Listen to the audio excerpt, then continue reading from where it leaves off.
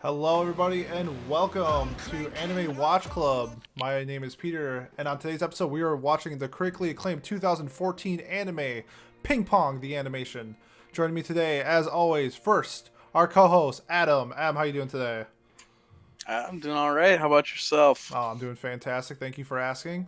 Joining us, as always, is our Neko moderator, Kat. Kat, how you doing? I'm just looking at an erect penis right now, man. Hilarious.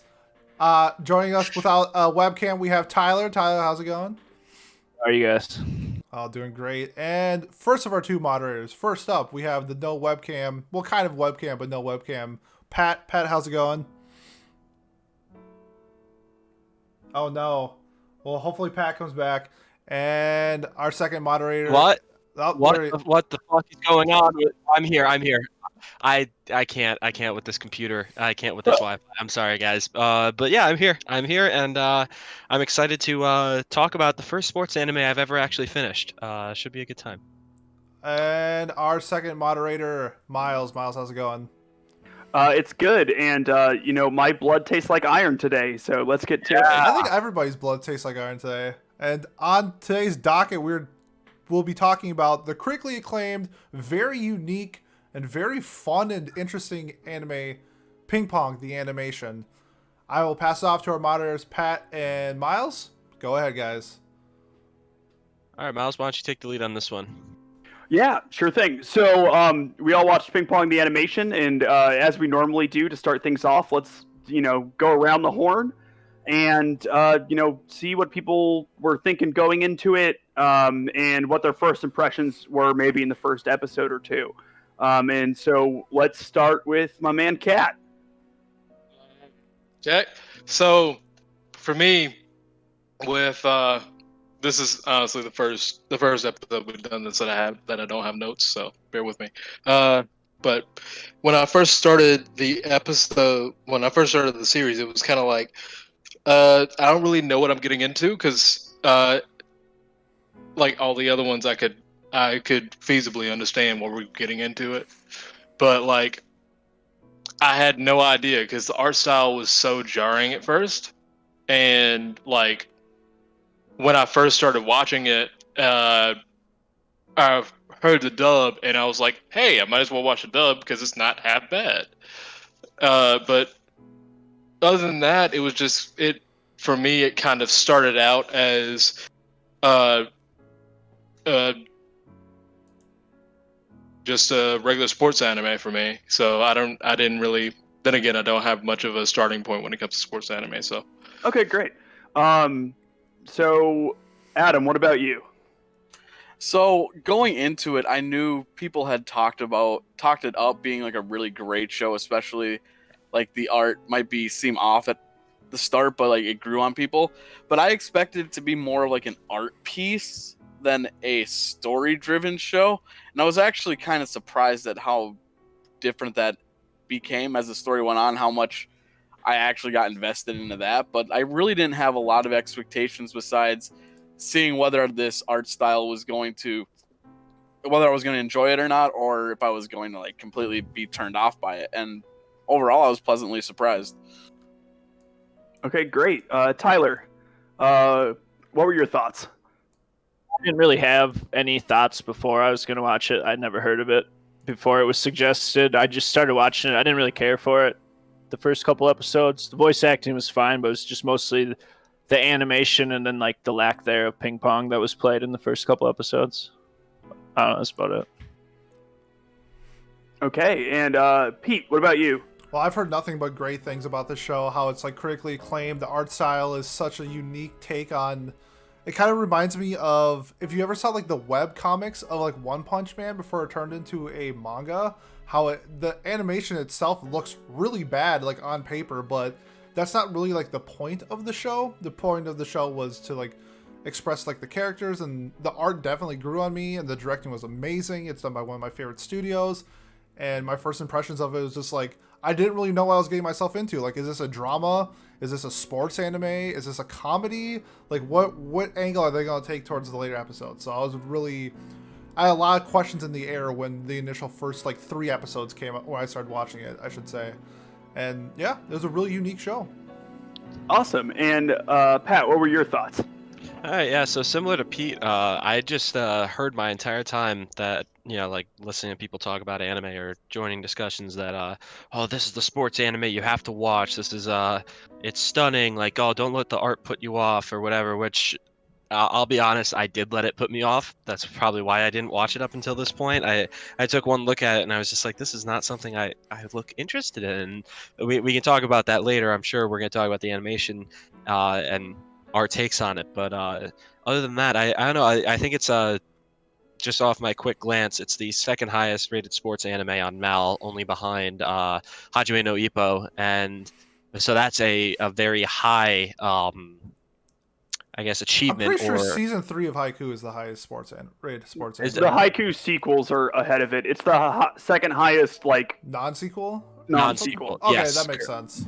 yeah, sorry. So that's the correct way to put it. Yes. So yeah, but again, going into it, I loved ping pong. Like, we used to have a table when I was growing up. My brothers and parents and I always used to play, and uh, since we broke the table because we used to let our dog jump on it, we have since stopped. So this was a refreshing reminder for me of how much fun we used to have playing it. It was cool hearing about the very different hand signal, or not signals, holding styles. Like vertical or upside down and all sorts of things like that. But yeah, so going the first impression, I guess I'd say I highly recommend this show. Uh, Even if the art puts you off, sit through it. It's worth it for multiple reasons that I'm sure we'll talk about now.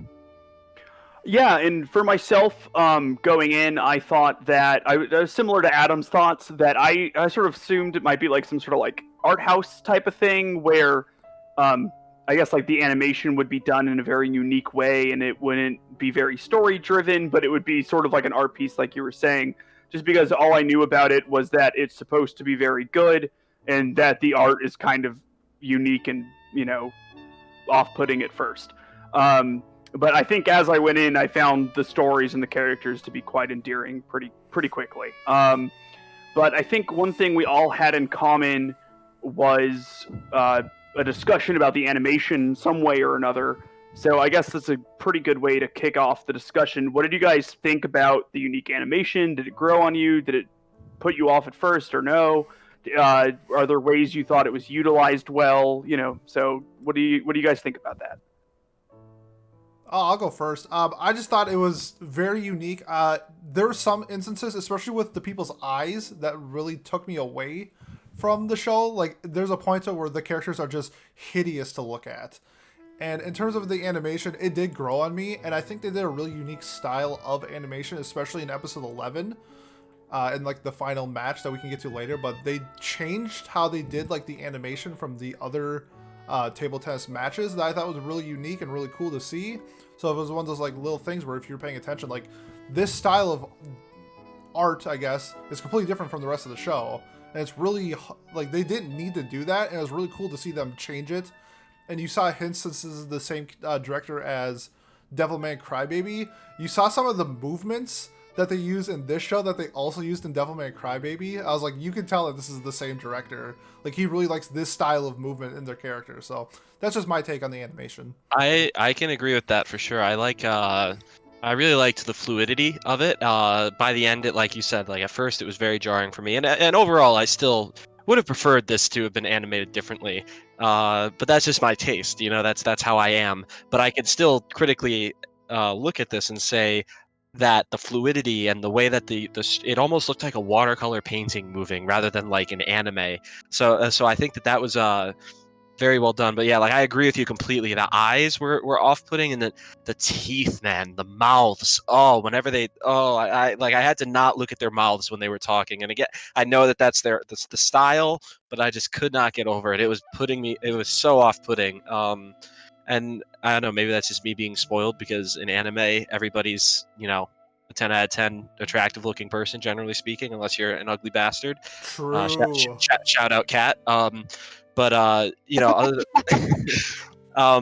but that's I don't know. That was just my opinion on the animation. At least I enjoyed the fluidity of it, and I think it was an interesting way to demonstrate movement in sports and in action. I get almost like their own little fight scenes, right, of them playing ping pong. It was very cool, and the symbolism that they used as well with the birds and the and again movement and fluidity I thought was really well done. But then again, I also just looking at it was painful at times. And again, I know that's intentional, but yeah.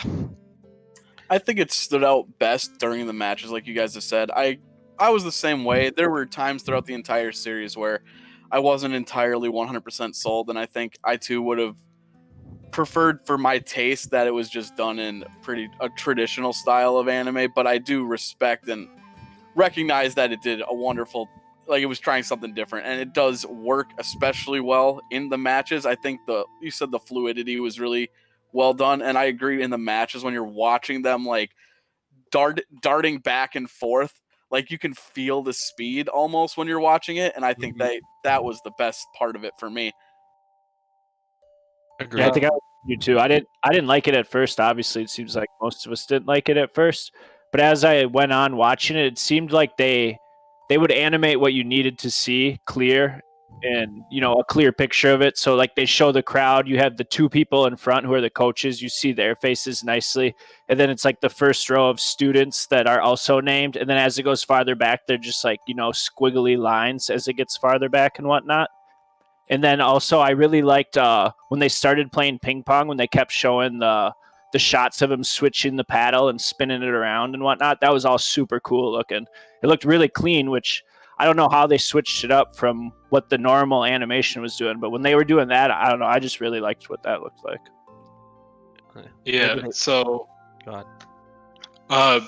So for me, it was around the second episode. It was like I really wasn't sold on it, and then when they introduced what's her name, Kazuma's sort of incestual girlfriend, Yurie? Yeah. Yurie, I was like, so she's supposed to be beautiful. She looks slightly better than everybody else. Yeah. And I was like, eh. But Yurie, as with everyone else, her mouth fucking sucked. Like it was, and not in a good way. Like it was just kind of, it was disturbing, to say the least. But anyway, honestly, around I think it was like around the 7th episode when Smile was getting a lot more cold. It just kind of clicked in my head that this was the best art form that they could have chosen for the way that this show did, because like I kind of disagree when you say that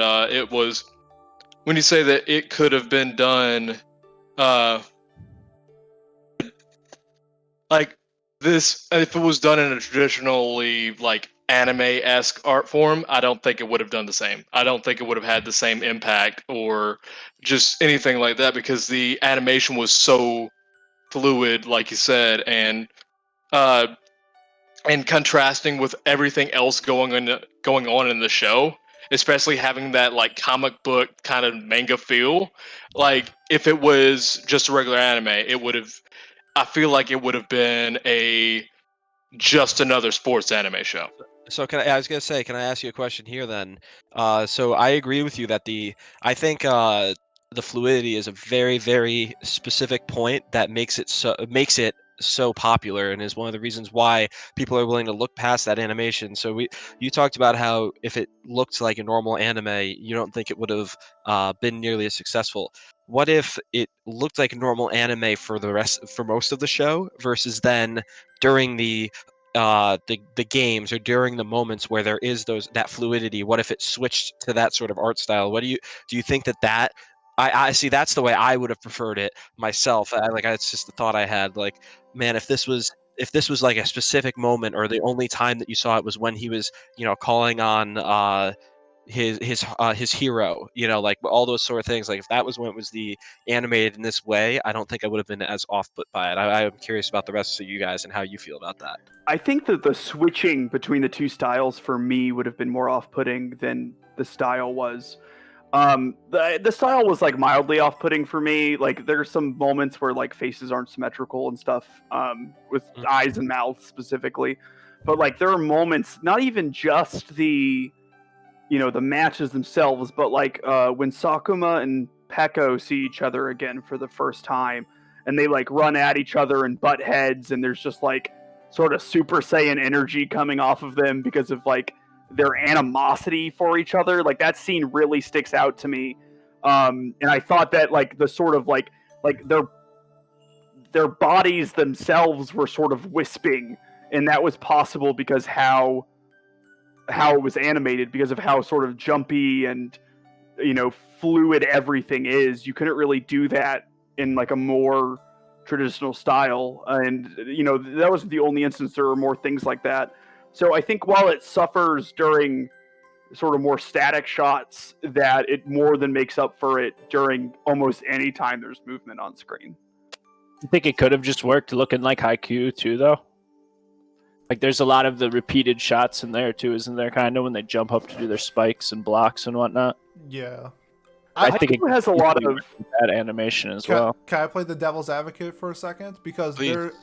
I think maybe only me and Tyler might get this reference, but in Black Clover they kind of do it, especially I think it's somewhere in episode 100 to like 110.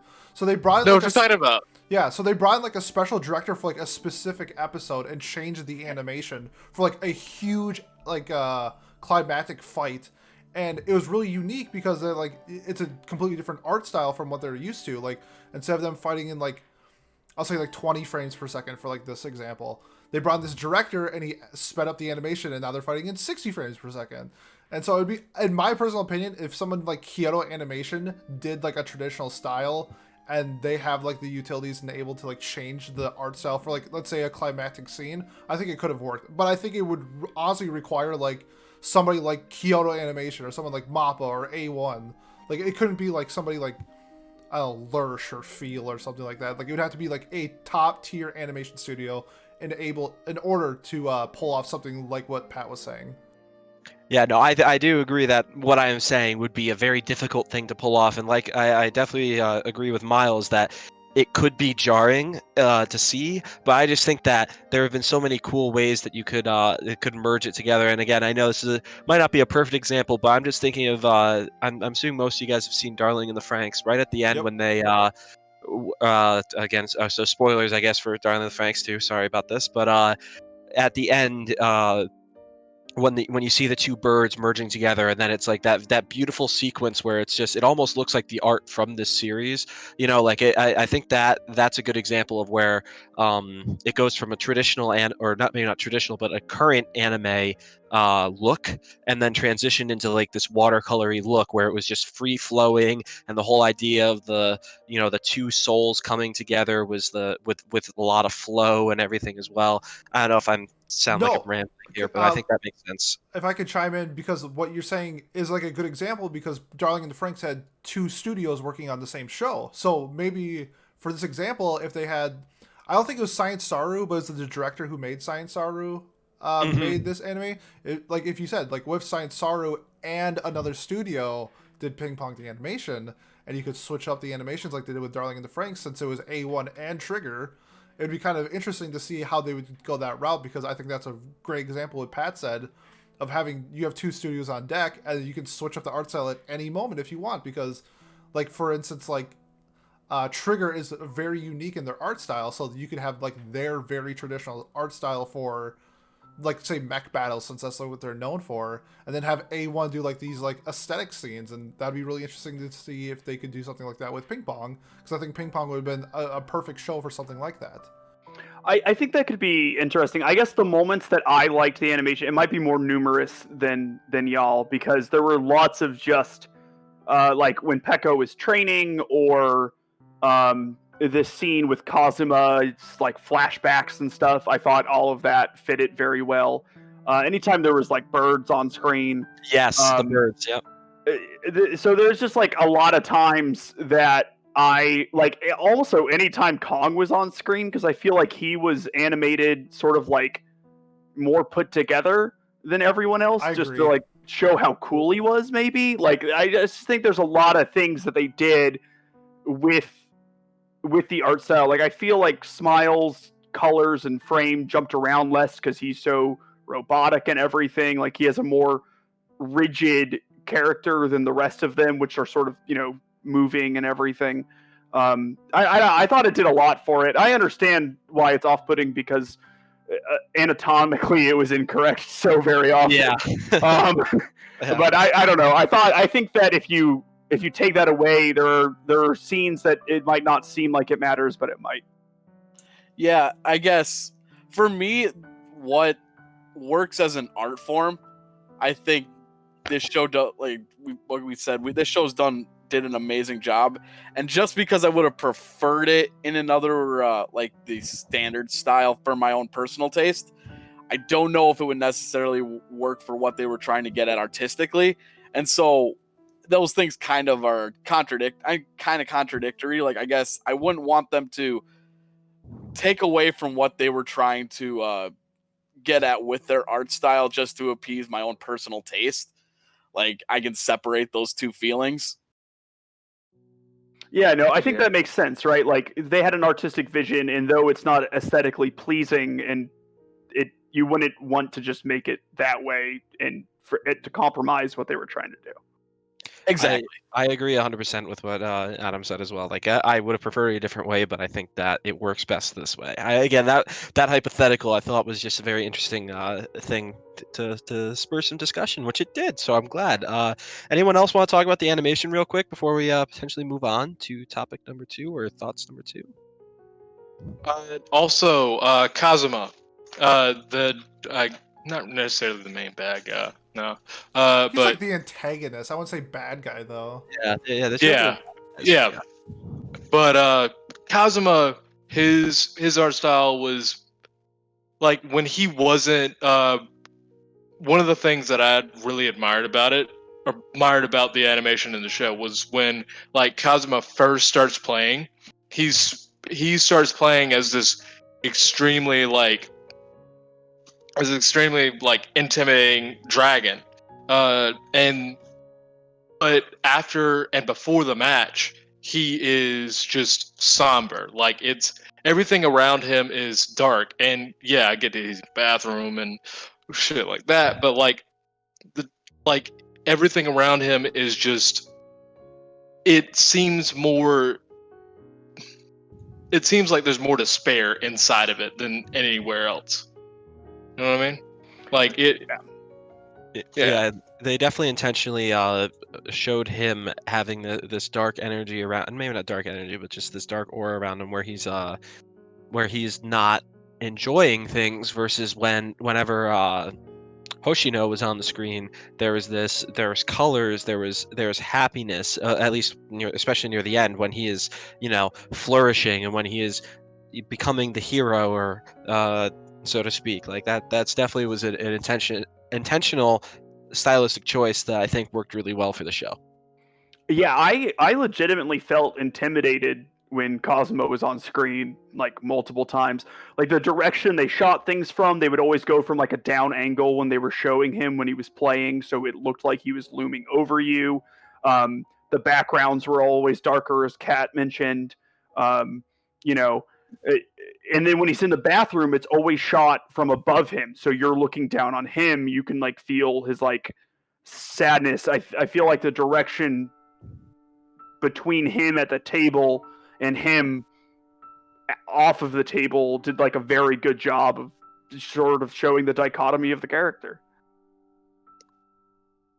Yeah, just to play off of that, like when, like the intimidation, especially when he's on the table, like also that, that kind of like early 90s, like when 3D was just coming out in movie theaters, where they're just doing like and like the finger movement, the finger acting in the 3D Sure. movies, like Like that a was, paddle. yeah, like it was kind of like he was doing that with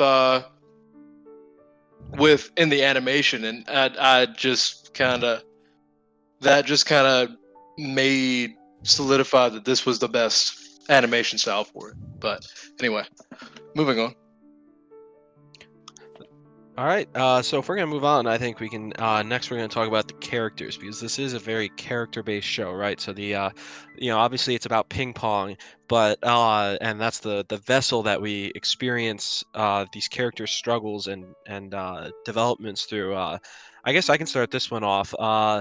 Overall, the characters, and coming from a background of playing sports my entire life, all through college, I was sitting there those first few episodes when Makoto and Tsukimoto and Hoshino were making their teammates run, by not showing up to practice. I was sitting there thinking, my God, this is the worst kind of teammate. This guy is terrible. I would have hated to have him on my team because he's so gifted, but he's not taking it seriously. Blah, like all those sort of things. And then obviously over time, I kind of knew they were trying to make me feel that way, but I still did feel that way. And then, sure enough, over time, I started to like them more and more as they started to grow as characters, as they started to feel maybe not guilty about it, but they started to acknowledge that what they were doing was harmful for their teammates. Like, I don't know, but even by the end of it, I still thought that. Which was funny.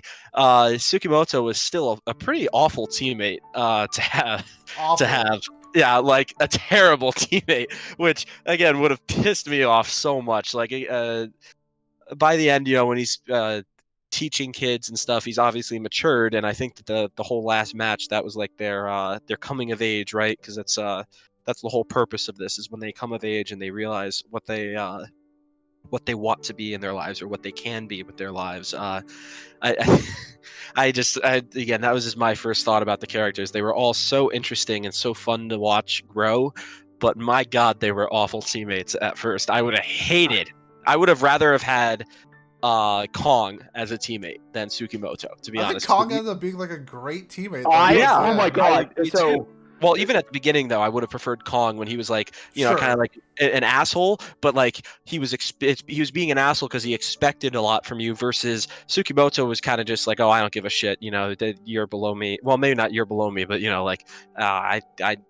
not important to me, which is what bothered me. I feel like Tsukimoto was not a nice person either. Like he wouldn't even been a good friend really. Like he didn't really want to watch Smile play, or what was his name? He was Smile. Pecco. Play. Granted, he said he was gonna win, but like, I mean, I knew he's like kind of the main character, but I still thought he was gonna lose to Kong. Like I thought Kong was gonna be the one who would lose to Smiley or Smile at the end. So Kong is probably my favorite character arc in the show, but I don't know. I love them all so much. So if you ask me again tomorrow, maybe it's different. But Kong losing as early as he did in both of the tournaments, like, subverted my expectations twice. I wasn't expecting it either time, because I feel like they hadn't really introduced Kazuma yet. They had a little bit, but Kong had really been built up. I felt like before their first match, and then he just got his ass handed to him. And then in the second one, I was sort of waiting for the knee injury to ever come into play, and so I didn't know if that would be against Kong or not. But like the Christmas episode with Kong, where he's like doing the karaoke and everything with the teammates, and he's like singing in Japanese and everything, that like warmed my heart. So great. It was so wholesome. That was a great episode. Yep.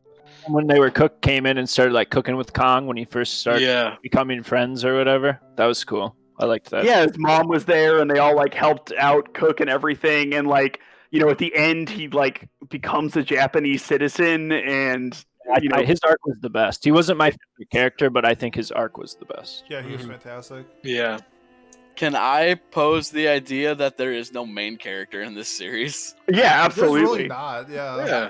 I felt like multiple times I'm like, I don't know. I still don't know if Smiles is supposed to be the main character or not. Hey, Hoshino, I had to vote for something. If I had to vote, I'd vote Pecco. I honestly think there wasn't. It depends on who you are, I think. Who you most relate to, who you decide to take on as the main character role. Because for me, I saw a lot of myself in Smiles, so I was just kind of like, okay, well, he's just doing this for fun. He's not like, you know, trying. He's not going 1,000% like motivated for some goal to like stand above everyone else. He's just doing this to pass the time, and I recognize that, and I wonder if that's why I saw him as the main character more or less. But at the end, I was kind of sitting there thinking, like, was this his story or was this everyone's story? Like, I feel like Tsukimoto was the main. Like, if I had to pick a main character, it'd be him because he kind of was like connected the most to the characters. Where like Peko really didn't have anything going on with Kazuma until they like really played each other. Where like Tsukimoto and Kazuma had like a thing going because they wanted to get recruited, and then Tsukimoto and Peko had like a thing because they're friends, and then his rivalry with Kong. So that's, to me, I think that's just how I felt that he was the main character. But I think you could easily make it that it's like there's no main character in the story. And I guess I can just base it off of like, sorry, just my take on the characters. I think one reason why like I love Haiku in sports is because it's such a character-driven show, and this is no different. And one thing I really loved about this show is the quotes from the characters that they just God, yes. The things that they say meant so much. And there's two specific ones. One was like in the heart of like the competition, where it's losers are history and the winners get to write it. I was like, yes, that's such a great quote. It's like, you're nothing and I get to write whatever I want about you because I won. And the second one is, who ended up actually being my favorite character at the end, was Peko. Because the whole thing is, who do you play for? And everyone's like, I play for the team. I play for myself. And then Pekka's just like, I play for me. I'm the hero of the story. Like, why wouldn't I play for me? Yeah. I'm the hero. I thought that fit like his character perfectly. And I just loved Pekka. He's my favorite character at the end. Yeah, I got so hyped when he said that. Like, in my notes, I have like, oh my god, because I think that was before he was going to fight either Kong or Kazuma or something. That was the Kazuma match. Yeah, and I was just like, because I wanted the Smile Peko match, like, really bad. And I thought when he was going up against Kazuma that maybe he would, like, if I had to have guessed going the match, I would have guessed, oh, he was going to be winning and then his knee would hurt him and he would lose, but he put up a good fight. But when he said, like, nah, I'm the hero of this story, I'm like, oh, we get it. Fucking hype. Let's go. So good. Ken, I cut you off like 3 times. Sorry. Yeah. For me, like what Adam was saying, if I had to choose a main character, I'd honestly have to say that I'd have to choose a main character that I related most with, and that would have to be Peko, because I fucking hate losing. But other than that, like when he had that stint of like he quit ping pong and he was dating, like in the Funimation dub, they had, when you were looking at the subtitles, they had Hoshino's girl 4A, Hoshino's girl 5A. Like, it was implying that was not his first girl. Like he was just jumping between girls throughout that whole time, and it was one of my, like, I honestly loved that. Because it was showing him hitting rock bottom, and he had to accept that he had to have somebody else push him to. He had to have what's his name, Sakuma, push him to get back up and like actually train, actually get better. Like that really resonated with me, and just trying to always improve at something. Mm-hmm. Like. That was really good. But other than that, can we talk about how Obaba, the old lady that Peko trained, that Peko was helping to train, can we talk about how she's probably one of the best characters in the show? We actually have a section that's just talking about how great she is. It's prompt number 4. Yeah. Oh, okay. Yeah, that's. We can talk about it a little now, but I figured we could all just talk about how we love her. Well, yeah, but okay. So if we're gonna talk about her later, I'd have one more thing.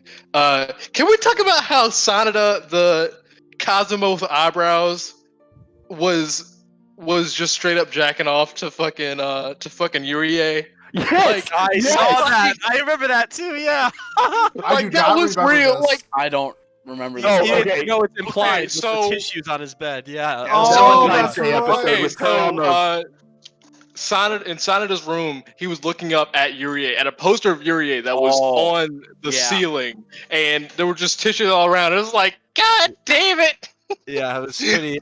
I I saw that remember and that. I was like, "Oh God, wait, no!" And then I was like, "Oh, they actually there with that." Like, obviously, it wasn't like it was only probably 2 seconds of footage or whatever, and it wasn't like blaringly obvious, but it was definitely there, and you were supposed to see it. So it's just like, Yeah. oh my God, like I mean, they hadn't even talked about like sex or anything like that in the show, really, other than you're gonna marry that girl, like other than that, something very simple like that. So that was kind of just jarring for me. It made me laugh too, but I didn't expect that at all. I gotta say Yeah. that too. When Hoshino first came back as that darker tanned guy, um, I did not and fatter guy. I did not realize that was him. Like I could not like I was sitting there for like an episode and a half. That was right at the point where I switched from watching the subbed version to the dubbed version. So maybe that's why I had trouble tracking it. But I totally did not realize that was Hoshino or Peko that is sitting there getting fat, smoking cigarettes. Like that was great. That was such a fun moment for me to realize. Oh, but we're forgetting the best character, the guy who goes Yeah. on a year-long escapade it comes back to ping Gami. pong. and comes Gami. back and is like, that the guy my who go to wife, the beach? my lover, my lover Ping Pong. I've traveled the world and trying to find a place to fit in, but at the end of the day, I'm back home, baby. Let's do it. And then he just goes to the ping pong match and is just like, wow, this is where I belong. And I I was waiting for him to like Gias the fucking ping pong table. yeah. When Oh, he's getting interviewed, when he's like coming back from being abroad, and he's like, "Oh yeah, like I had a really good time. I like found myself," and he has like the internal monologue where I'm more confused than ever. My life is meaningless. It's like I did nothing. Yeah. Oh yeah, you came back from the wedding. Like, no, there was no wedding. Yeah, that's what it was. That was a great scene. Yeah. That does make me want to bring up character motivations, because I feel like everyone has their own motivations for why they play. And I think they do a really good job of hitting like a ton of different demographics and making them all feel really, really relatable. Yeah. I agree with that. I think that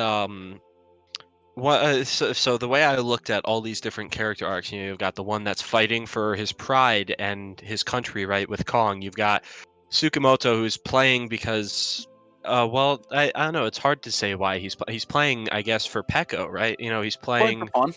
and playing for fun, but he's playing to have something, right? And to have a friend or something to bond over with his friend with. And then Hoshino's playing for fun. Kazuma's playing it for pride in his family.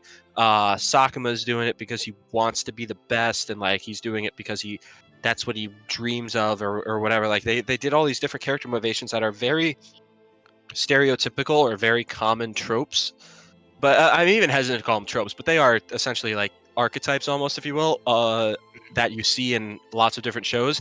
However, what makes them different is how well they are all done. Every single character's motivation is shown and justified throughout the entire series, or rather than just being shoved on you at the end of the show, or talked about at the beginning, ignored for 10 episodes, and then talked about at the end. Like all of their motivations blend really well together and intersect with each other and have similarities while also still having their differences. And I think that this show excelled in that. And I think that's one of the reasons why it's so easy to talk about these characters, and why they're so relatable, because they feel very real and deep.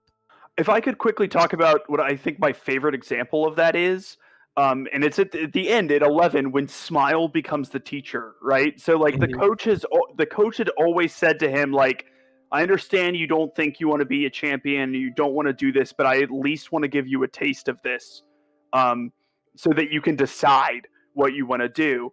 And I thought it was super correct for Smile to get there, be one of the best, but because of why he plays and his motivation and him being sort of ostracized as a youth, and Ping Pong being what sort of saved him from being bullied and gave him friends and all of that, that he would want to teach young kids and not, want to go on to the Olympics or anything. I thought that him, doing that, like I guess like you could think initially with someone as much talent and skill as him, that might be disappointing, but I thought it was perfect for his character arc, and I just loved that. I'm glad you touched on that because I wanted someone to say that, but I also really liked Pecco when he at the start. He's that character that he has all the talent in the world, but he doesn't put in an ounce of effort. He just kind of goofs off and he's like, I'm the best because I'm the best. And then when he finally gets slapped with reality that you actually have to work for something, and you have all these characters that are just jealous of him because he has so much talent that he's not utilizing. I love the fact that he gets so demotivated and has to climb back up from rock bottom and realize this is what I really want to do. And then he works his tail off, starts back from scratch. Like the characters, the things that they're great at, they're just as great in what their flaws are as individuals. I think that's what makes them so relatable. Yeah. Also with Sakuma, the like with his astigmatism, like that was probably one of the most like just like before it was actually explained that he had an astigmatism, and like he worked damn like fucking hard to get where he is now, like where he was just like I've never had an antagonistic character that goes from literally being like I really don't like you to being like holy shit, like I kind of feel that, like that's kind of depressing. Like when that scene in when he goes over to fucking Peiko and Smile's school and starts playing ping pong with Tsukimoto, like when he just starts screaming about how he's worked so hard for this, and just screaming about how like I've done so much work to get where I am, and I still can't surpass you, like that is probably one of the that really resonates with, like, I mean, not resonates, it's just it's raw, I guess you could It say. hits home, right? Like, Yeah. yeah, I liked that because I feel like in most sports, not even just anime shows, like anything, the message is always that if you work the hardest, you will be the best. But this show didn't shy away from saying you need to work hard, but talent is important too. Like, Mhm. you need a natural aptitude for this, and you can't reach the precipice without that. And and you can't. The marriage between aptitude and effort was, what was required, and I thought that was I appreciated that. Yeah. Like, and it's not even in shows either. It's not even just in shows either. I mean, it's in real life. Like there are probably people that have worked 10 times harder than, say, Cam Newton, but like can't even be even half as good because of a physical, like something with their genetics, something like an Natural athleticism. astigmatism. Yeah, like stuff like that. Yeah, I Height. mean, you see it like, and I don't want to diminish Cam Newton's work ethic, so I'll go with someone who's like Jeff Garcia or something, like someone who was known to have a really good work ethic, but whose physical tools just aren't there. Or like Tim Tebow, right? Like Tim Tebow couldn't throw a football at all. I have a better throwing motion than him. In anyone who's thrown a football 4 times has a better throwing motion than him. But he obviously worked really hard, and at some point he couldn't, make up for that just through sheer force of will. So, that's sort of what happened to Sakuma, and I think it depicted really realistically the sort of despair of realizing that you have plateaued at what you have dedicated your entire life to at that point. Yeah. Well, it's not fair, so it's nice to see like that an anime will show you that the world's not fair. Because like Happy Yeah. or Smile said it right to him at the end when he's like, "Well, why?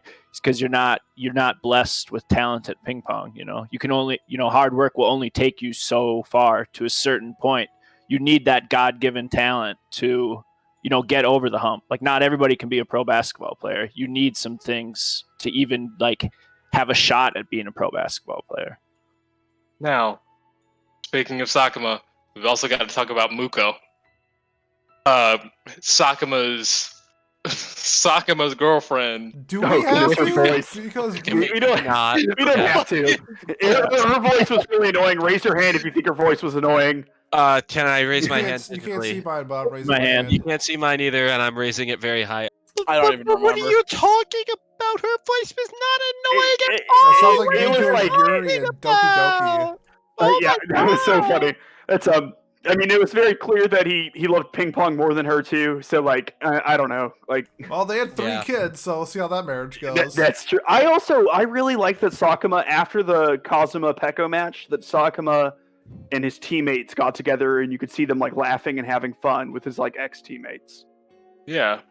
I don't know. I just feel like no one was a true villain in this show, and I liked that. You just saw everyone's perspective, and some people were antagonistic, and people made mistakes, but no one was, evil. I guess like there wasn't someone who was just a bad person.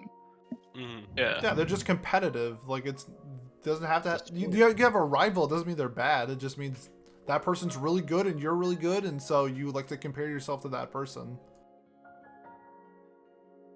Yeah, Mhm. I agree for sure. All right, so we kind of already have talked about our third topic point with how the plots and character arcs intertwine. I don't know if Miles, if you had anything specific you wanted to throw in here, because you did write this question. Is there anything specific that you're thinking of that we haven't touched upon yet? Because I feel like we've touched upon most of it. Yeah, I guess we sort of jumped into this. What I was thinking for the second question was like what everyone's like favorite character arc was and stuff. I mean, we've gone through this. There are some. I guess there's a lot we haven't touched on, so I don't know if there's more people want to touch on. Like I thought, like Kazuma's backstory was super tragic with like his dad killing himself In front of him, in front of him. that was the most Yeah. messed up part. That, oh, yeah. Like that really hit me. This is another thing in that episode 11, the bird taking Kazuma's food when he was talking about getting kicked off the national team. And like in the previous episode, Peko had been a bird in their animations, and I Yep. thought that was so perfect. He just also- can't escape Peko. Like he's even if he's not there, he's there. He's still a thorn in your ass. Like, like he's still a pain in the ass. Oh yeah. He ends up alone too, which I don't know if I expected that. Like I just kind of felt like they were gonna give him a happy ending when I found out that he didn't make the national team or that he got cut. I expected like, oh, he was gonna be with what was it, Yuri or whatever again, but then you just find out that like no, she just like moved on with her life. She flew off and There is like a subjective quote because Smile was talking about how he sees everything like on the internet essentially, and then Cosmo says, "Oh, you've been keeping tabs on us." So like I don't know if that meant anything, but Yeah, I saw that too. I made a note that said he said us, not me or everybody. He said because he was talking about when it was the girl and Kazuma. Yeah, talking about the girl being in Paris. Yeah, so I wonder if that happened or not. They didn't really show. I think that gets points up to interpretation, but they didn't really show a like a ring on her finger or anything like that either that I could see. So Yeah, but, because Cosmo who had knows? rings on his finger, and I was like specifically looking if he had one on his ring finger, and he had one on like his left pinky and then like his right middle, but he didn't have a. yeah. So he wasn't married. See, I took that, but then he also said something along the lines of, "I wonder if things could have turned out differently for me." Yeah, Or that something there, and that was kind of either right before or right after they had talked about her, and so I felt like that was them just kind of saying like he missed his opportunity. I loved the juxtaposition in episode 10 with her getting onto the plane coinciding with Kazuma's sort of breakthrough, because it was sort of like an unfortunate thing that couldn't have happened like one day earlier or whatever, Yeah. because Kazuma realizes that he doesn't actually have all of this weight on his shoulders that he thinks he does, and but by then it's already too late, and so you have him being sort of joyous and rekindling his love for the game, and with her leaving him, which is sort of the juxtaposition that was interwoven in lots of the matches, I thought was fantastic. That also at least for me, I also see that though as he has more love for Ping Pong than he did her. Like 100%. I never got any inkling that he was as into her as she was into him. Oh, it was nowhere It close. was And not even close. He was doing sit-ups on Christmas while she was waiting for him. Exactly. And that's kind of why I get the feeling like they didn't end up together, was because it was a one-sided affair, I guess. Like I think he liked her. Like, he left her flowers in like a "I'm sorry, I'm literally never around" kind of way. But you're right. It was one-sided for the most part. Like, I think he liked her and she loved him, right? Like, that's the Yeah.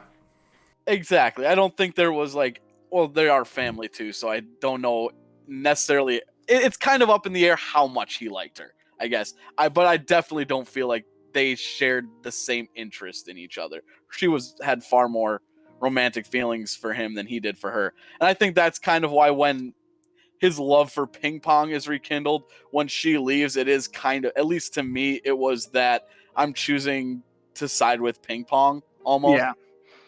I like that interpretation. I like the scene in Christmas where he was working out so long that he hadn't even checked his phone, so she can delete the text message from his phone so he doesn't feel guilty about missing a potential Yeah, date. that was huge. Oh my god, I felt so bad for her. I really did. My heart like broke there, because it was like we kind of just talked about, like, she has the stronger feelings, and I think that's her moment of kind of realizing it. But I don't know, my heart broke there. That whole Christmas episode, I thought, because that's when Sakuma and Peko have their conversation, which I thought was great. I thought it really humanized Sakuma, who I really didn't like, going into that. But when he's able to like talk about why he is like he is, and why he's so mad at Peko for wasting his talent that he doesn't have, and how he's, if he put in the effort that that Sakuma was, he'd be the best player in the world and everything. And like you could tell he really cared about Peko, that he was still his friend deep down, but he was just so frustrated with him. That's all it was. Yeah, and it was Peko too, was the person going out saying like he had all these high dreams, high aspirations, but he wasn't trying because he was so overconfident in his own natural talent. It was frustrating from the other side, looking like, if you really want this, stop slacking off, stop relying on one aspect, and start putting in the damn effort to make something of yourself, because you're never going to accomplish it if you're just relying on natural talent, because it shows I was able to beat you and I'm not talented. Now, I love how he outsmarted him too. Like when he was doing the lob hits to him, I wonder if he's trying to tire him out, and then he was, and I thought that was really smart. I loved sort of the brains versus brawn aspect of that particular match.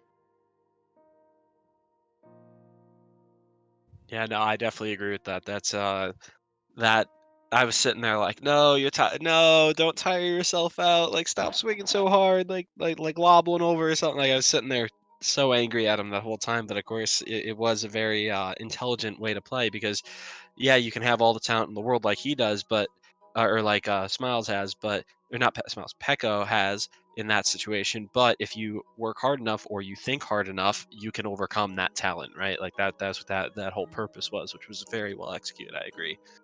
All right, so do you think we're ready to move on to our very short best girl section, because I there's think only so. one correct answer?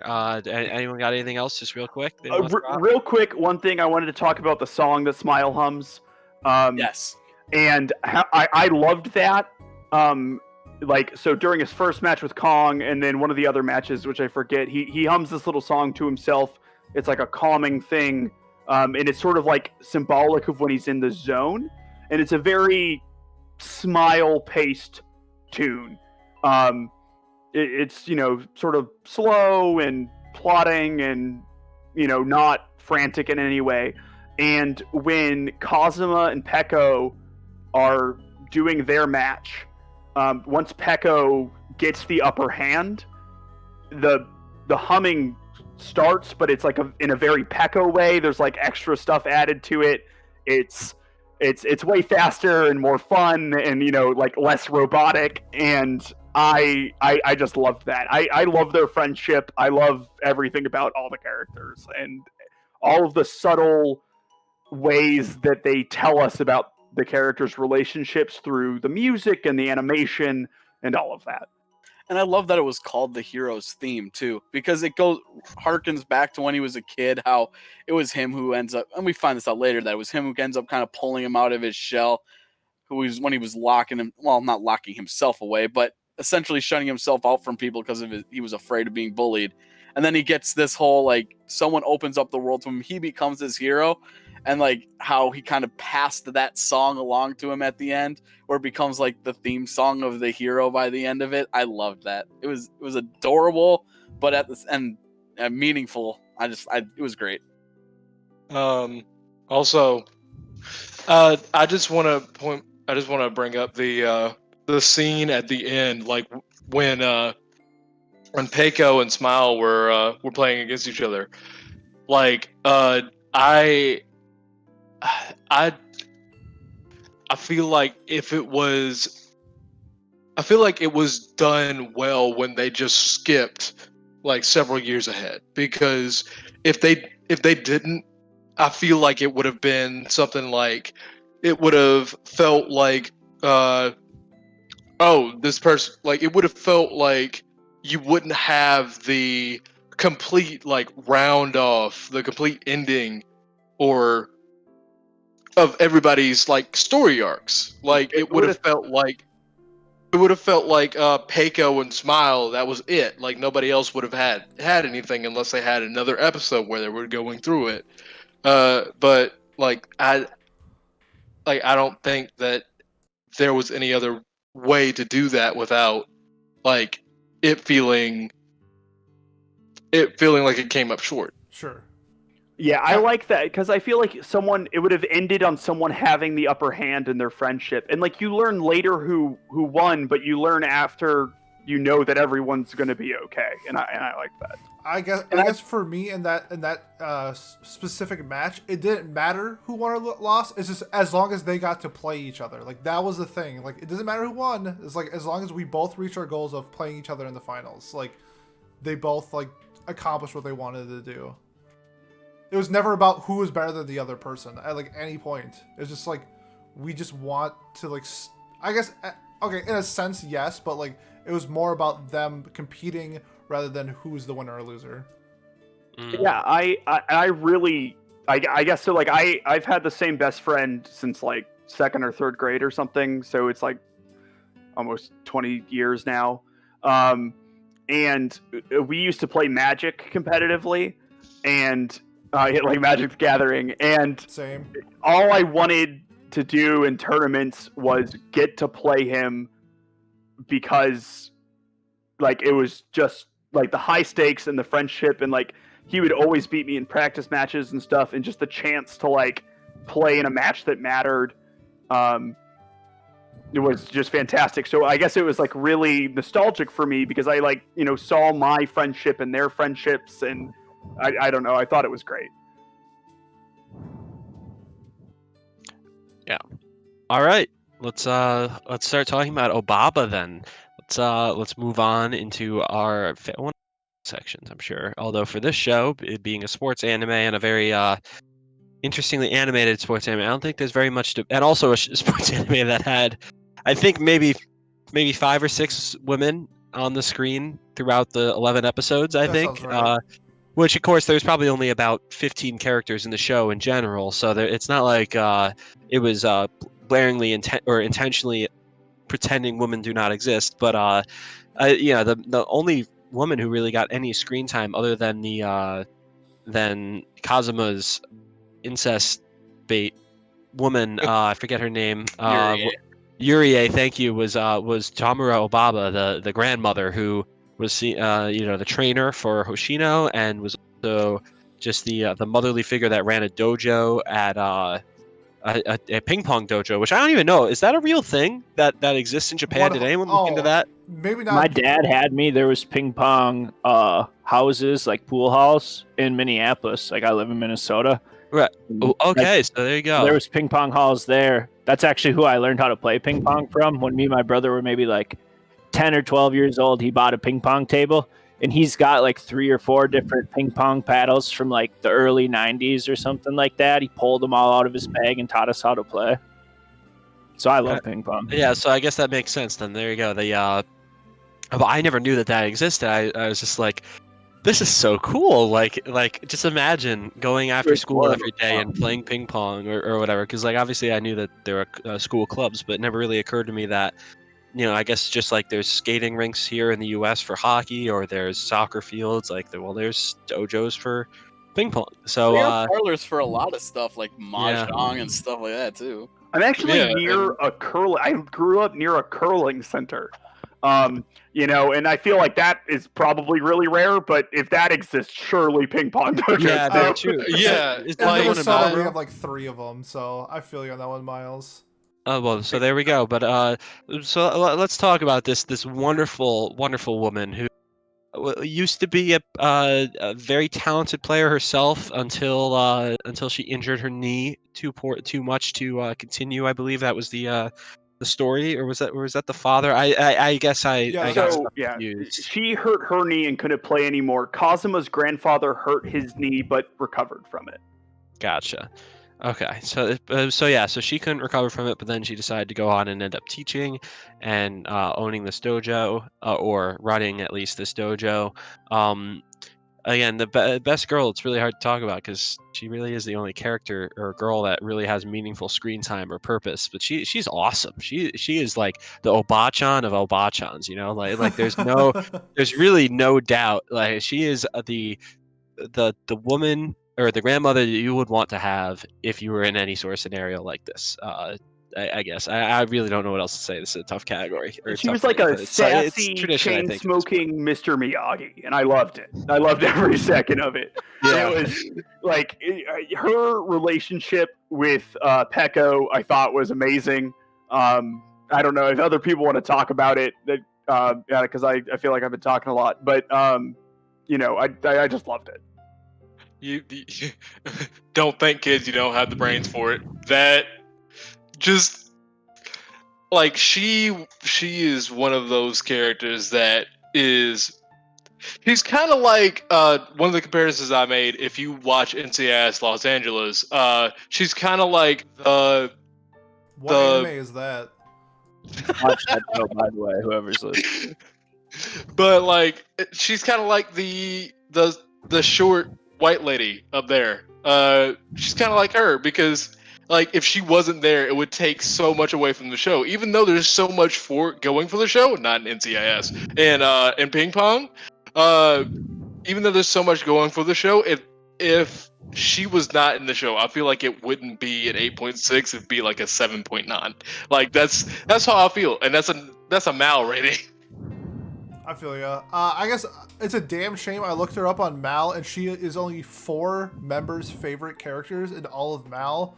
And now we're gonna make that 5, right? It's too late because I'm already number 5. I specifically, for me, I watched it in the dub, and in every scene, essentially, she is smoking a cigarette, and the person who did the English VA dub for her sounded like she's been smoking for 30 years. So I just want to give that little shout out to whoever did the English VA, that she's had like that graspy smoker's voice, and I loved it. So good. Pam Doherty. There we go. That I found that real quick. No idea who that is, but she did a great job. Props Let's to her. see. Has she done anything else? She's done. Let's see. God, any names I recognize? A bunch of older stuff. A bunch of stuff from like other shonen where it looks like she's an older female character. No other main roles, at least that I can see. She was. Oh in my the- God, she was in Shiki, Miles. Oh, Sorry to who was interrupt. she in Shiki? She was the mother of the doctor, Ozaki Takai. Sorry, this isn't Miles and I going off on our own thing because he made me watch the show and We had differing opinions on it. I gave it Very a 10. differing. I think he gave it a 6. I gave it a She's 6. got Yeah. other, she's got other big roles too. She's a big character in Fairy Tale. She's a Is big that character okay? in Because One it says Piece. supporting. It says supporting character, so I don't know how Yeah, big of a she's character she is Charlotte, who's like Sanji's like waifu in One Piece, and in then One Piece. Grand Okay. Genie, who's like Wendy's like role model dragon thingy. So Right. Okay. So there you go. Those are two pretty big roles that she's gotten as, which is a pretty respectable thing to do. Yeah, for sure. All right. Perfect. So can I just say go one more ahead. thing? Yeah. Go ahead, please But continue. like, she's like the perfect like sensei or mentor or something like that, where she's strict where she needs to be, and then she's also like loving and compassionate when Yes. it's not needed. Like, you're not just a hard ass all the time, but like if you're slacking, she's gonna dig into you. Really Yeah. love that about her. Fantastic character. She's probably my second favorite character in the entire show, and yeah, props to her. Love her, and she's going on my Mal favorite list. She Yeah, we're- had the winner's quote that you liked, right? That was her. Yes. The I think- or the The winners write history and the losers are history. yeah, something like that. Yeah, No. she's great. Was it her? According to this thing I'm looking at online on my other monitor, it was her. Yeah, So- that sounds right. It was like episode like 4 or 5. And then she says, episode 4, and then she says, I've seen that mentality wreck a lot of people. "Yeah, she's great. I love her so much." remind me of the I guess maybe only Pete watches Black Clover again, but the Gauche guy or Gauche, however you say his name, his what does he call the lady who watches his little I think he sister? just called her an old hag, doesn't she? Yeah, he Doesn't calls her old Yeah. hag. If he was slightly more respectful, they would have the exact same relationship because that's just how she is. She'll tell him she loves him, but at the same time, she kicks him in the ass when he needs it. Yeah. Yeah. I mean, there was the we're borrowing table 4. You're paying for it. Like that kind of stuff kept happening throughout. That was great. I really enjoyed it a lot. Also, Go ahead. I was gonna say she's also a mentor to like the other teachers. Like she's so far ahead of everybody else that she's like teaching. I don't remember the coach's name. The coach of the high school team, where she's like, Smiles isn't gonna respond to you. You can't just keep yelling at him and kicking his ass to get him motivated. Like, that doesn't work. Like just her being able to relate to people in like really real ways and understand them makes her like the perfect person to be in that like mentorship role. I agree, 100%. I think she did such a good job of being there when like everyone has said so far, being there when she needed to be and fulfilling the role of being the mother or the parental figure when needed, and also being the coach and the sensei when she had to be as well. She filled those roles both very well. I the side characters too, like his teammates Ota or whatever, the captain of his team or whatever. I thought that they had a fun time. They had some cool moments, but they were kind of just there. They're in anime, straight up. Yeah, they were very fun. It was so funny when they were arguing. Who do we root for in this? It's like, Yeah. well, I'm going for. And Smiles is like, oh well, I'm totally target his left knee or whatever because it's messed up. And the guy's like, you're fucked up. Oh, pardon me, you're messed up. Like leg or something like that. You're going all sweep the leg on him. It was Yeah. amazing. Yeah, that Yeah. was great. When they there's one moment too, and when they were talking about I think was it the Obachan talking about how like there are black people that can't dance or something like, or African people that can't dance. I think they said that at one point, and I was like, when they were talking about the Chinese player, or ping pong player, and they were saying like, oh well, just because he's Chinese, he's not good at ping pong. Like that put me off a little bit. I was just like, oh okay, we're dancing very close to that, that line in the sand that you don't want to cross. But They did call him China for like did not 3 yeah, episodes. that too. Yeah, Well, that's that's true. this natural. But I feel like at the same time, though, if they didn't do that, it wouldn't have been an accurate representation of what he actually would have suffered, or not suffered because he didn't really care about it, but like not the experience. That's what his experience probably would have been like in a real Japan. So I appreciate that they at least acknowledged that in the show. I guess if that makes sense. Like they No, absolutely.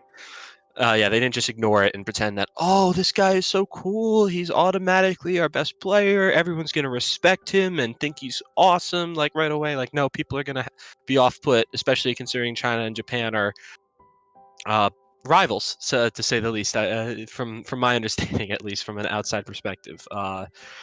But yeah, so I think that that pretty much wraps up our discussion. I would say I don't think there's anything we really missed that we had highlighted at least beforehand. So if we want to get into our closing thoughts, does anyone else have anything really quick, any topic that they can think Oh, of? I like that the I guess the evil school was basically just Hoji Academy.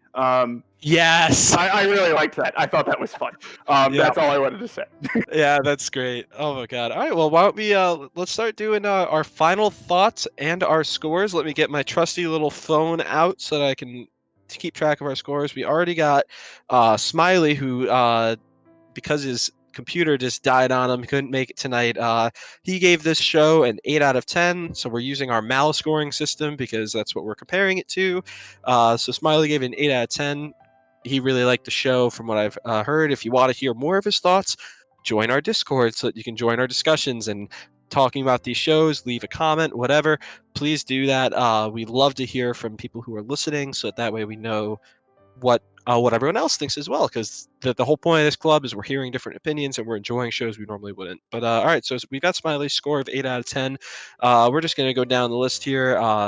On my Discord, at least, we'll start with Kat. What have you got? What are your final thoughts and score? So when I first started the anime, like I said, I didn't like. I thought it was gonna be a middling to good sports anime. I was wrong about the third. I was wrong. Like it was already a great anime by the second episode, and then the third, it was just like, yeah, I'm binging this shit. Like, uh, and so what ended up happening was, I like I it surpassed Haiku for me with like what I Wow. think a really good sports anime is, and uh probably one of the 4 anime that I've given a 10 out of 10 for. So Damn. Wow, There it high is. flying score. That's our That's first. That's our first. that's 10, our first right? 10 out of 10. Yeah, I was about to Wow. say that's our Or first 10 out of 10. someone gave Made an Made Abyss in one. Abyss, I think. I thought it was a 9. Maybe I thought it was don't a have 9 too. everyone's. I thought I don't have everyone's specific scores, so maybe someone did give it a 10 out of 10. I think Tyler gave it a And, 10, and then Adam got talked up to a 10 by me, who gave it an 8. Yeah, and I kept it at my 7. Yeah, that's right. You're right. Yeah, so maybe. Monogatari to a 10 also, which all of you guys should do. Yeah, no, thank you. I'm good. uh, I still need to finish it. Oh, I'm so bad of a host. But anyways, moving on from our 10 out of 10. Let's go on to Adam. Adam? What have you got in score? All right. Well, I'm just gonna make it simple. I gave it a 9. I'm trying to think of what it had to do to get a 10 from me, and I honestly don't know. I guess if I enjoyed the animation earlier on, I probably would have been able to give it a 10 out of 10. And while it did grow on me, it still was jarring from time to time, and I think that was my biggest like detractor for me. But yeah, 9 out of 10 I think is a pretty good score. No, that's pretty damn high. I mean, that's pretty damn close. That's about as close to perfect as you can get. Without Second being... highest score, in fact. Yes, Oh, yes, wow, yeah, you're right. That is 9 out of the 10 possible points you could have given it. So there you go. That's a 9 out of 10. I can't believe it. I gotta shut up and go to bed. Pete, let's hear your opinion. Let's get your score. Yeah, I thought this show was absolutely brilliant in terms of like the characters and how they relate to each other. The animation was, I should say, the directing was insanely good. The animation at some points were whatever. I like specifically the eyes. Really, I did not like the eyes because it made you like, especially was it Sakuma? His eyes just made it seem like he was a villain based off how he looked, and he ended up being like a really good dude. So like. Just some like little nitpicky things about that, but other than that, like episode 11 was a masterpiece. Especially the last ping pong match was fantastic. So many great characters that were like S tier. It was missing like little nitpicky things, but other than that, I thought the show was fantastic. 9 out of 10. 9 out of 10. There we go. Pete bringing up another 9 out of possible 10 points. All right, I really do need to shut up. All right, Tyler, let's move on to your score. Let's hear your final score and reactions. I didn't love the show. I mean, it wasn't bad by any means, but I think I wanted more ping pong and less about the characters. Like Haikyuu does a lot about the characters, but they're also playing volleyball like the entire time, and it's like you see every point almost, more or less. Where watching sports, I like to watch the whole game. I don't want to just see 1 or 2 points. And the animation I didn't care for. I gave it a 7 out of 10. 7 out of 10 from Tyler. Okay. Tyler, 7 out of 10. Miles, let's move on to you. Let's get your score real quick. So I guess to continue the Haiku comparisons, I'm currently watching Haiku, and I guess that's sort of the baseline for people for like a good sports anime. I think this is demonstrably better than that in like so many different ways. I love the show. I love all of the characters. I loved the animation the entire time. I know that's not particularly popular, but I did. I gave it a 10 out of 10. I think it's an absolute Nice. 10 out of 10. Okay, and then lastly for myself, I just did a quick scan during the scorings of my MAL because I've never been a sports anime person. Like I played sports in real life, and I guess this is a different kind of podcast, but I don't like watching sports anime because they depict sports in such an unreal way that I don't find it interesting. Like I just don't normally like it. However, the only other show on my MAL that that's a sports anime was Fastest Finger First, which if you guys have seen that Awful. show, you've been in. I enjoyed it, but it was awful. Yes, Awful. it was not. If you've seen that show, shout out to you. You were probably on. If you were probably on Crunchyroll one day and you were sitting there scrolling through Twitter and you saw the one good clip from the show and you somehow got roped into watching all 12 episodes. I know what scene you're talking Personally, about. Yep, you know exactly what scene I'm talking about with the cute waifu in it, and Absolutely. you just and you're just like, oh, that must be a good show. Going off on a tangent, but anyways, that's the only other sports anime I've watched, so you can tell I'm not into it, even though I'm a big athlete, played sports my whole life. I loved this show a lot. Like I really enjoyed the characters in it, and I really liked the development. I've been bouncing back and forth between an 8 or a 9 because I could not give this a 10 because of the animation being so off-putting for me. I know that's what the style is, but it's not my style, so I can't give it a 10. Critically, I would definitely give it at least a 10, but enjoyment has to be part of my rating as well. So I think I am going to end up going with a 9 out of 10. I was bouncing between 8 and 9. I think I'm settling in on a 9 because the quality of the character development and the interactions between them and the way their stories intertwine and the fluidity of the games when they actually did play ping pong all of that was just so stunning. It was beautiful, and considering it was also only 11 episodes, they told a full story in only 11 episodes, and I gotta give them credit for that. So now let's do this math real quick. Let me pull up my calculator. It's an 8.85. Oh, shut up, Pete. All right, 9 plus 10 plus 7 I'm telling you. plus 9. I don't believe you. This Plus is our 9 highest rated plus show. 10 plus 8. 62 divided by the 7 of us. Let's see. Oh, that's not the button I meant to press, but whatever. All right, it is an. What did you say it was, Pete? I guess you rounded up 8.86. After all that. Yeah, after all that, yeah, exactly. So an 8.86, which on MAL, if I go back to it, is an 8.63. So this is by far our highest rated show. Yep. As you know, with this being our 4th session, we have covered Made in Abyss, which we gave an 8.34, Princess Principal, which we gave a 7, and Bakemonogatari, an 8.16. So this is by far our highest rated show by a whopping half point, which, considering That's the a rating lot. system we use, that is a lot.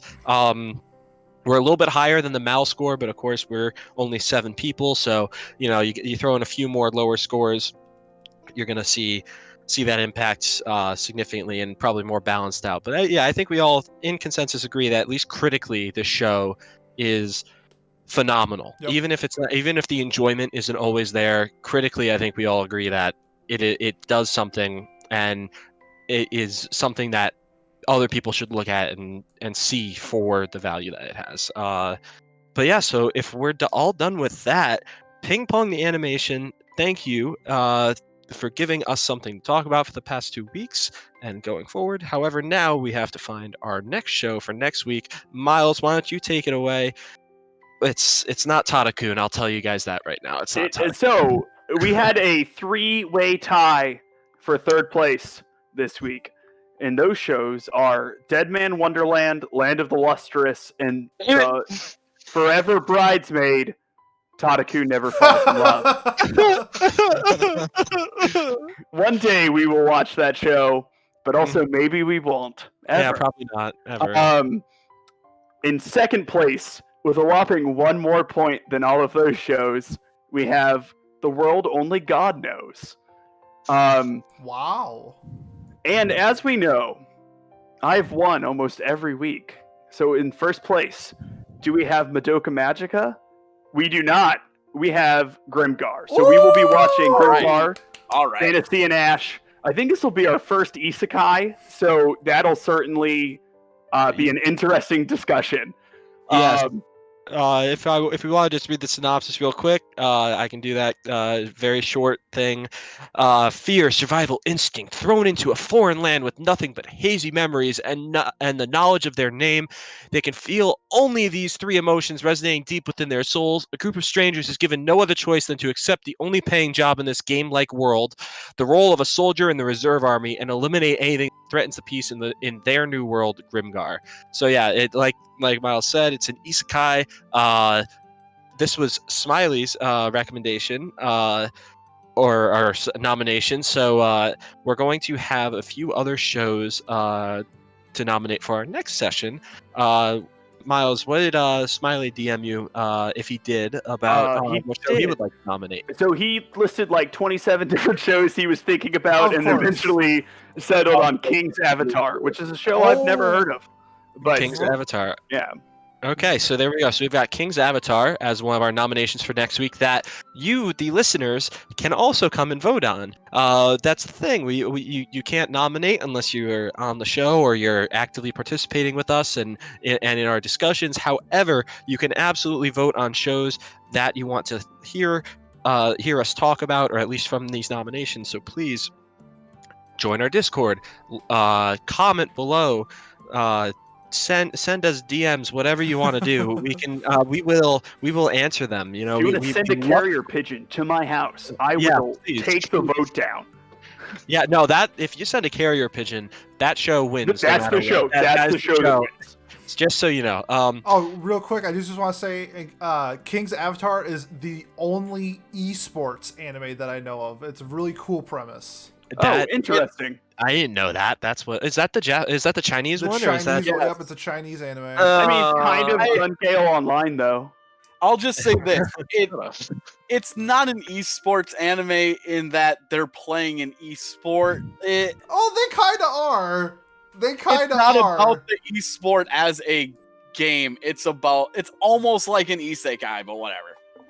Is it about like? Never mind. That's not. Well, yeah, we'll find out. You can read the synopsis of it.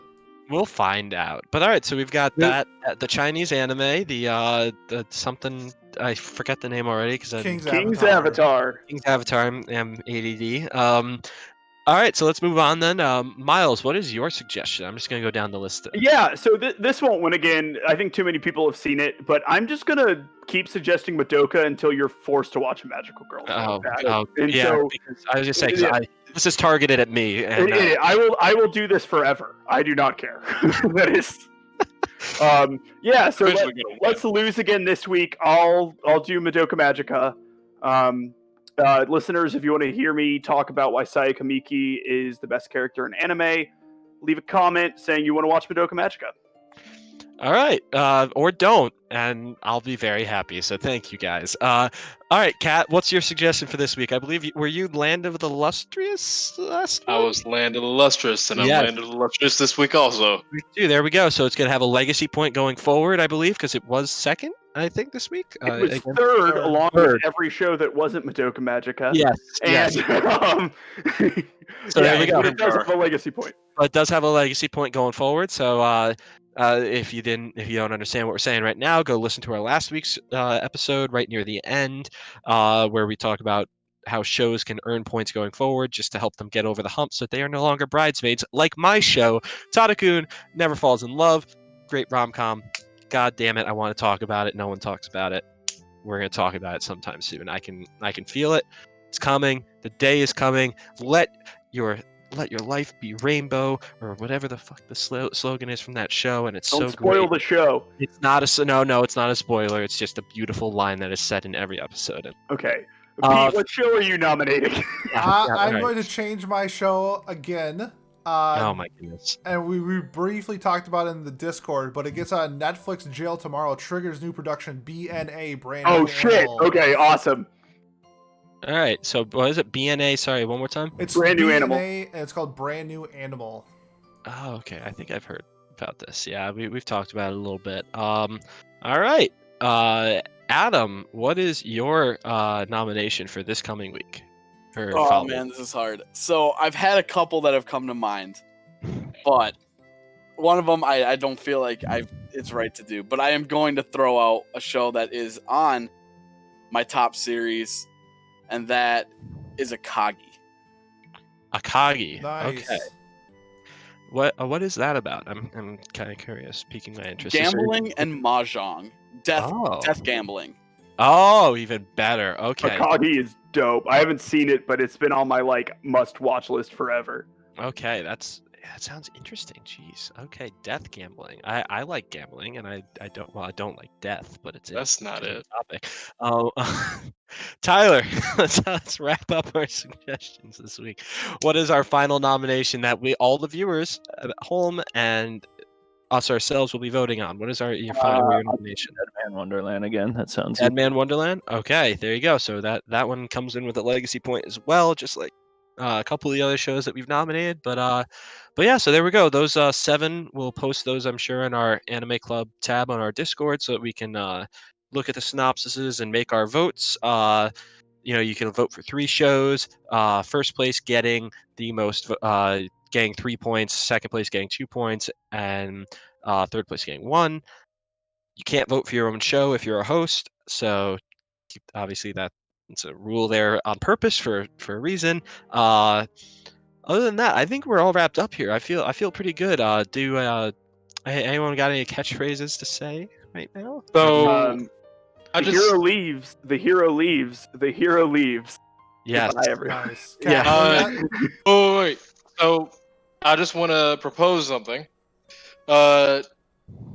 I know that we've all done really, really good shows so far, and I was wondering if it would be possible to do some bad shows, like historically terrible. I would love to. Oh, you mean suggesting? Yeah. So if we can Or suggest just them, do like maybe. another segment on just terrible anime. Well, what we could Yes, do, what we like Mars Right- of Destruction. get to girly Air Force. Oh, the anime. Oh man. Well, what we could do actually is maybe every 10 episodes or something, or 10 sessions, we take a step back in our nomination. So episode 10, we take a step back and we all nominate a terrible show that we. Everyone has to do it the same week, so that way, if you suggest a terrible show, no one's gonna vote for it. In this I think week, it's a good idea. I think that I do like that. I think that's the Yeah. best way to go about it. I mean, obviously, we can think more about it because it's just off the Sure. top of my head. But I think that would be the best way to do it. Where that way everyone votes for a terrible show, and then we suffer for the viewers' pleasure and for, I guess, our own sadistic pleasures, because Cat's into that ugly bastard shit. And Me too. yeah. Oh no. Oh no. I think I think that's great. It's also a wonderful way to like throw some shade around. You know what I mean? Like For everyone's sure. like, Oh, this I am anime- suggesting Toradora. Yeah, There we exactly. go. Yeah. You're Like, banned. I throw You're out banned. Shield Hero, you throw out Toradora. I think it works great. Yeah, there I we throw go. out SAO. We just start pissing Oh, everybody off. Cat, banned. Cat, watch your mouth. Watch I'm your gonna go to mouth. Pete's Mal, and then I'll just pick like his number 1 or 2 or 3 or something. Yeah, well, that's his I got his number 2 already. So about that. Yeah, I guess. No, it's Uh, Konosuba. What? Oh, Konosuba's number 2. Konosuba. That's my number 3.